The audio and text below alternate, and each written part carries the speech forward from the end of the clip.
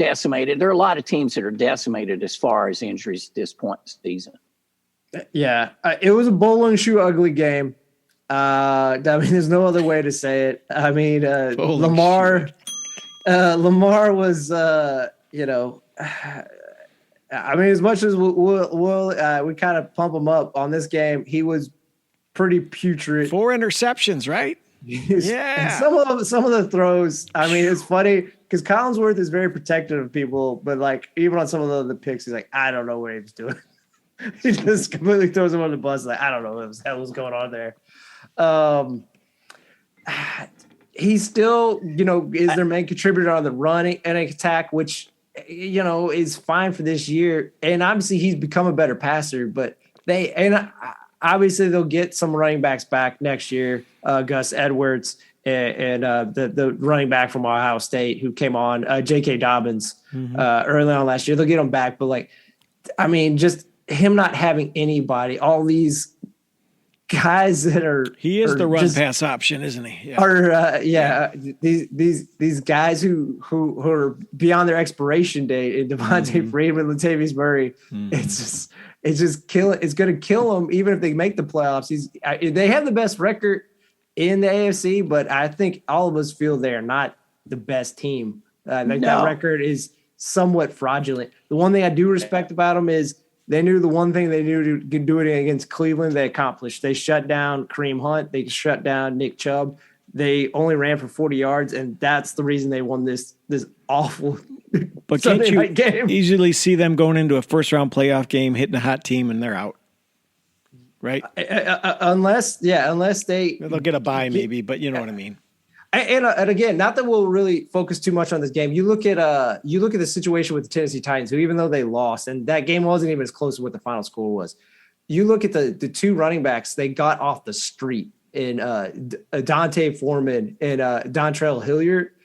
Both those guys had over 100 yards rushing. Both of them have shown flashes. How is Baltimore just picking these guys that are just dead? They could have picked those guys too off. Right. And like just ran with them this year. I don't know. Like that's the thing that's frustrating about Baltimore is they have a lot of the components to be a good team, but because the rushing component is so important and they've misfired on personnel, I think, like what J-Boy said, I think they're going to be maybe one and done in the playoffs. All right, next. Yeah, that Cincinnati game, it was like they had traded uniforms. Cincinnati did to Pittsburgh what Pittsburgh used to do to them, right? I mean, they just bullied them. It was wild. I was totally shocked by that. Impressive win for Cincinnati. And I think that sets them up for the rest of the season. Now they will have the confidence to go, even though, I mean, Lord, Pittsburgh, seriously, is there anybody from an 18-month-old to a 90-year-old woman who doesn't know it's time for Roethlisberger to come on. An 18-month-old? Yeah, I mean, you can be gumming your oatmeal and you know that Roethlisberger needs to be gone. A toddler. Seriously. No quarterback. Get rid of him. Hey, Johnny, give me no quarterback. Yeah, okay. Go ahead, dog. Go ahead.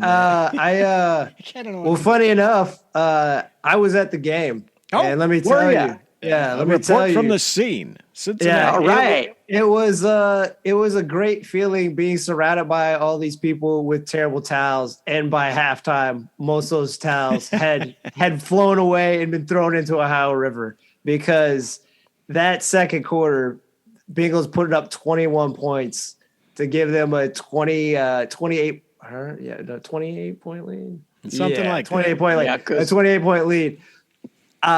It was spectacular.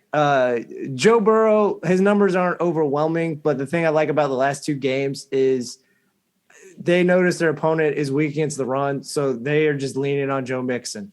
And he's just pounding them. And again, it gives them an identity. And again, that's kind of like what the Bengals kind of want to be. They want to be kind of a physical, kind of punch you in the mouth team. It also helps control the clock. And I think they have a good defense who has more talent than what you think, but still it keeps them fresh because I don't know how much depth they have behind some of their frontline guys. So it keeps them fresh. And, the other nice thing is too, Jamar Chase has been silent kind of since I think the Jets game. He's scored touchdowns, but his yardage hasn't been overwhelming.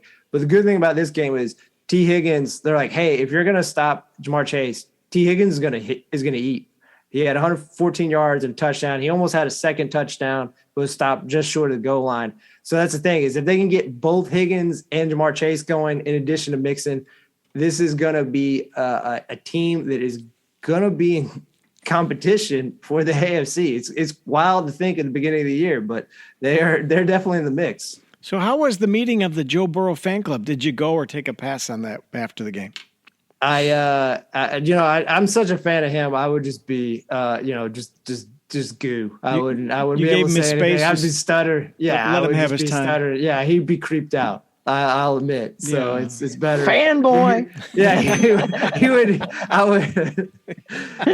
I will say, he was a great player at one time, but it was just really sad to see late in the fourth quarter why Ben Roethlisberger's out there throwing the ball when that game was over by early third quarter, and like he throws a garbage touchdown, and this is the problem they ran into early in the year where Pittsburgh left their starters out there. Deontay Johnson got injured for a game. Luckily, it was only a game. Pat Freiermuth got a concussion. Now he's out in a game that was already over. So you lost probably your second best receiver and Pat Freiermuth on the Steelers team for next week. So I like Mike Tomlin, but like that part's been confusing. So they're standing around, and it's commercial break time, and you're in the stadium. What does Ben look like? Just a creaky old rocking chair guy, or is it rough? I mean, is it rough?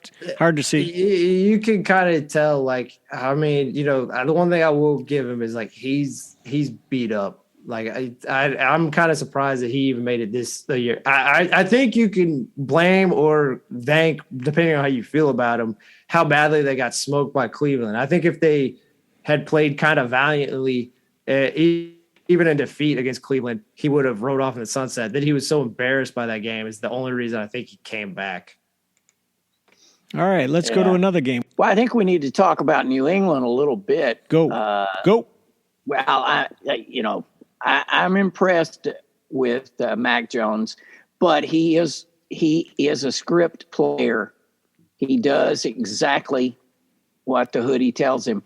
And what their defense, because those guys, Hightower and the other two, took last year off, those guys are fresh. I mean, they had a full year to heal up and get stronger and stronger. So their defense is impressive. And I just think they'll make the playoffs. I do. And I wouldn't have said that at the first of the year. Wouldn't have said that at all. No, I don't think anybody probably did or would. Well, I had them making the playoffs. Oh, wait. If we go back. They will make the playoffs. Yeah, that was is that revisionist history? No, you can look it up. You can go back and I'll have to find what episode look it up. That's not. The one thing I will give them that I didn't give them credit for, I think not only I had them making a wild card. I think they're winning this division. I think you're right. They're looking now because they play Buffalo next week. I think they beat Buffalo because they're definitely playing a lot better in Buffalo. And here's the other thing I didn't give them credit. So I'm not lying about it. I had them making a little wild card, maybe as the fifth seed, maybe the sixth seed. I think they're better than the seventh seed. But regardless, it doesn't matter. That's a wild card. They're going to win the division, and I think there's a real chance they're going to be the number one seed. Wow. Yeah. In the AFC? Wow. If you look at how many losses, again, Ravens have the best the record, and they're 8-3. Currently, New England are 8-4. The way they are playing, they are hot. Yep. They are. What is it? 6 in a row. Yes, I believe you're right. Yeah, I believe it's 6 in a row. Mac Jones is, like you said, he's playing within the system.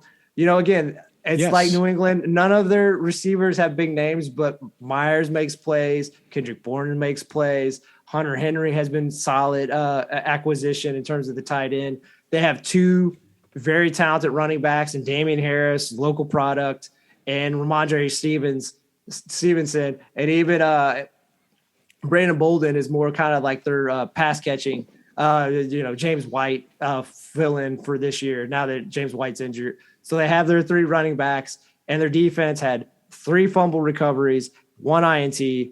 And Ryan Tannehill, who I know a lot of people don't think is a superstar, is still a quality quarterback. They held him to 93 yards. And 4 interceptions, man. No. 1 interception. That was last week. Sorry. You're thinking of last week. Yeah, I am. He's on him bad.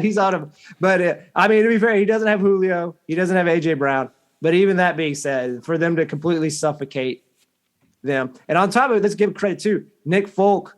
I mean, he's been busy. He's one of the busiest kickers in the league. He's kicking at least like 3 or 4 field goals a game. He's pretty clutch. So it's like they have the defense going, the offense going, the special teams going. I like I said, I give them credit. I think they, as they sit right now, they are winning. They're winning the AFC. So would you say my fantasy Super Bowl is a possible?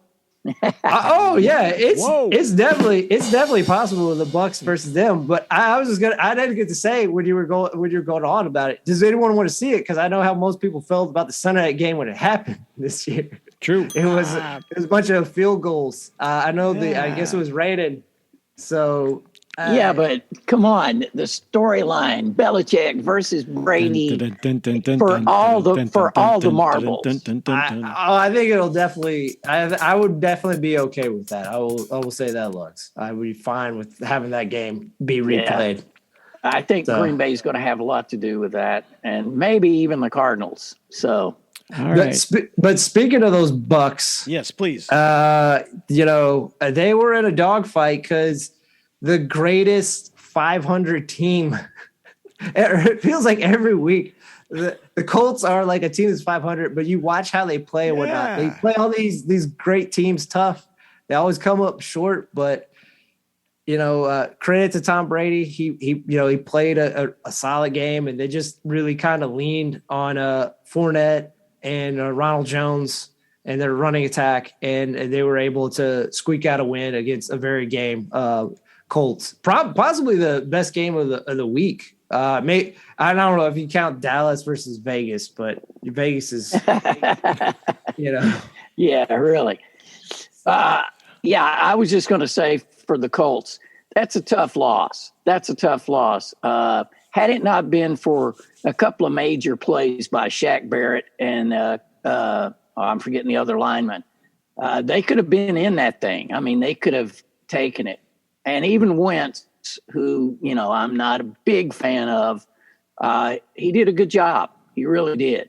It was impressive. That was professional football where guys were trading licks, and it was just like that 1 or 2 play of the game that made it for them.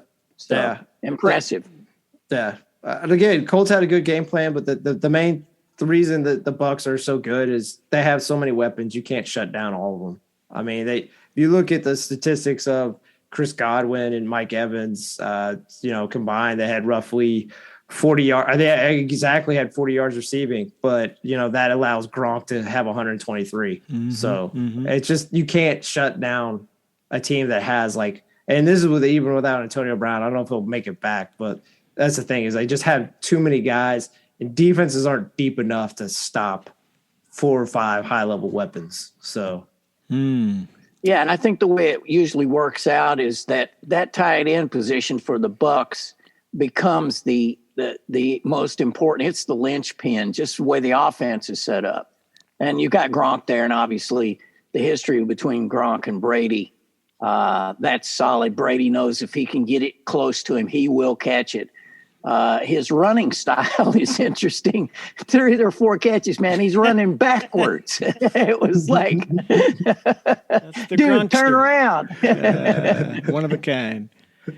Yeah. Hey, 44 minutes past the hour. Lugs, do you want to do a little sports of yesteryear? Yes, sir. All right, here we go. Just a second. Let me bring it all up, and then you can go. Okay, wait a minute. Here comes Lugs with sports of yesteryear. I think he's ready. He's somewhere out there. Lugs, can you hear me? All right. Yes, here we go. 1893, second Iron Bowl. Auburn beats Alabama 40-16 in Montgomery. 1912, the Canadian Football League Grey Cup. Hamilton Alerts. I didn't know there was such a team, but there is or was. Hamilton Alerts win their only title. They beat the Toronto Argonauts 11-4. 1937,